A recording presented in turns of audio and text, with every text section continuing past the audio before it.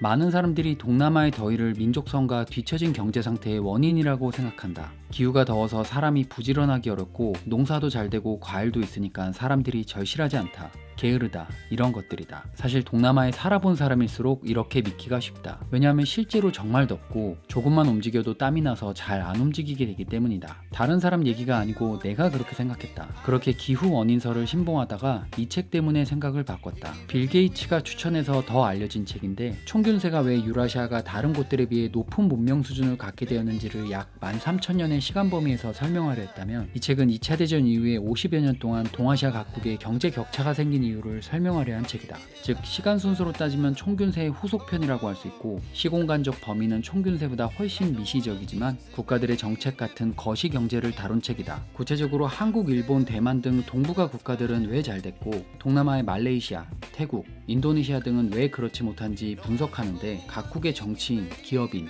기업 브랜드 등이 많이 등장해서 지루하지 않게 읽을 수 있었다. 예를 들어 우리나라 분석을 할 때는 박정희, 정주영, 박태준, 조봉암, 포스코, 현대 등의 이름이 나오고 일본의 미쓰비시, 토요타나 태국의 탁신, 필리핀의 아로요나 마르코스, 인도네시아의 마하티르 등 익숙한 이름들이 계속 나온다. 기후 원인설은 서양에도 믿는 사람이 많은지 저자는 이걸 오래된 체스트넛이라고 표현한다. 이거를 반박하기 위해 저자는 8세기 초에 한 술집을 상상해 볼 것을 제안한다. 그 시대의 최강대국은 무더운 기후에 있었다. 이라크와 북아프리카에서 융성했던 아랍 문명, 무더운 시안을 수도로 한 전성기의 당나라 등을 예로 들며 유럽이나 일본, 한국 같은 데는 너무 추워서 발전할 수가 없어 라고 단정하는 동네 술집의 전문가의 통찰이 지금 우리 눈에 얼마나 어리석어 보이는지 생각해 보라는 거다. 즉 국가는 길게 보면 부침을 반복해왔고 지금 잘 사는 나라도 몇백 년 후엔 그렇지 않을 수도 있다는 너무 당연한 상식으로 기후 원인설을 논박하는 것이다. 나는 이 사고 실험이 재밌어서 한국 버전을 만들어 봤다. 외계인이 한반도에 방문한다. 그 외계인은 서울에 왔을 때 태국이나 버마, 캄보디아 같은 문명을 기대했는데 터무니없이 낮은 건물과 더러운 거리에 실망한다. 땅바닥과 거의 구분이 안 되는 납작한 잿빛 오두막의 초가지붕 수만 개가 마치 공동묘지의 회색 봉분처럼 늘어서 있는 곳. 무엇보다 하수도가 없어서 문 밖으로 버린 오물이 길 가운데 도랑으로 보이고 비가 오기 전까진 쓸려 내려가지 않는다. 남자들은 하루 종일 빈둥거릴 뿐 일을 하는 걸 부끄러워하고 모든 노동은 여자들의 몫이다. 남자들이 결혼하는 목적은 노예를 얻기 위함이다.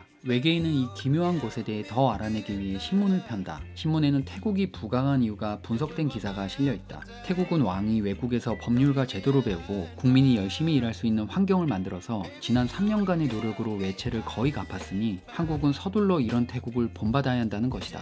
외계인은 신문을 읽으면서도 의심한다. 태국 거긴 날씨도 따뜻하고 사람들 자체가 다르고 한국은 이 척박한 환경에 이렇게 게으른 사람들로 가능할까? 마음대로 상상해본 거지만 외계인 빼고는 모두 있었던 일이다. 신문은 1899년 8월 8일자 독립신문이고 서울의 풍경 역시 그 무렵 한국을 여행한 오스트리아인 헤세 바르텍이 묘사한 그대로다. 우리 현대 한국인들에게 한민족이 태생적으로 게으르고 일을 안 한다는 주장은 정말 웃기지도 않는 대꾸하기도 피곤한 주장일 것이다. 한국인이 일을 많이 한다는 건 이미지가 아니라 팩트에 가깝고 내가 외국에서 만난 친구들은 내가 조금이라도 늦게까지 일하면 역시 한국인이라고 놀렸다. 하지만 구한말의 조선인들, 정확히 남성들이 일을 안 했다는 것은 당시 한반도를 여행한 외국인들은 예외 없이 구체적으로 묘사하는 부분이다. 심지어 스웨덴인인 아손의 책에는 한국인들이 일을 안 하는 것에 대한 외국인들의 이론까지 소개된다. 아손은 경부선 기차가 개통하는 날 그 기차를 타고 부산에서 경성으로 올라오는 행운을 누리는데 기차에서 만난 유별나게 경솔하고 말이 많은 일본인 대인은 이렇게 말한다. 우리 일본 사람들은 즐겁게 일하고 그 결과에 자부심을 가집니다. 반면에 조선 사람들은 일하지 않고는 생존의 여지가 없다는 사실이 코앞에 닥쳐야만 일을 하지요. 일이라는 말은 한국어로 여러 가지 뜻을 품고 있는데 몇 가지 예를 들면 해, 손실, 불행, 슬픔 등의 의미가 있습니다. 일을 하지 않으면 안 된다는 것 자체를 서럽게 생각합니다. 우리말의 일이라는 단어가 큰일 났다, 일 터지면처럼 부정적인 의미를 갖는 경우도 있는데 그게 또 이런 해석이 가능하다는 거는 몰랐다.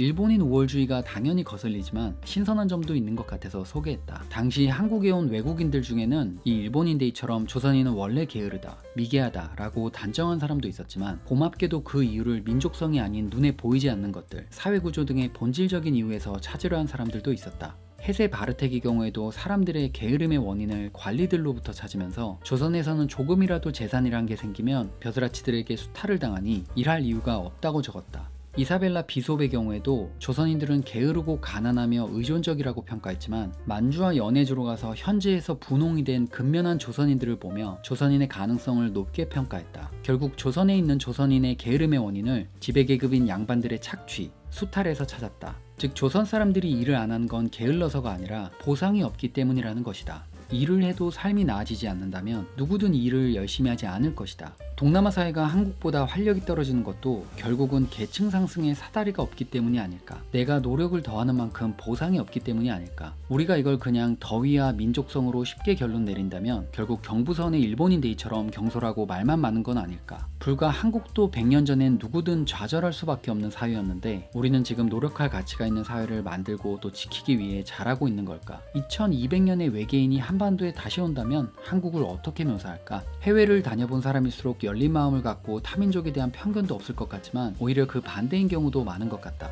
내가 있어봐서 알아.